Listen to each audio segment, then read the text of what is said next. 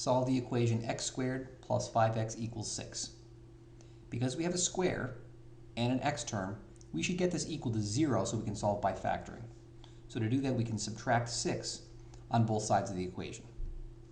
On the left-hand side, none of these are like terms, so we're going to leave this as x squared plus 5x minus 6. On the right-hand side, the 6's cancel, so we have 0. Now on the left, usually to factor this, we would look for a common factor first, but I don't see any common factor.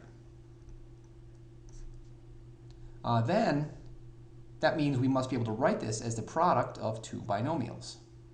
So to get x squared, this must have come from x times x. And we're looking for two numbers whose product is -6 and whose sum is +5. So I think +6 and -1 would work. Those multiply to -6 and they add up to +5. We can now split this into two separate equations using that 0 property.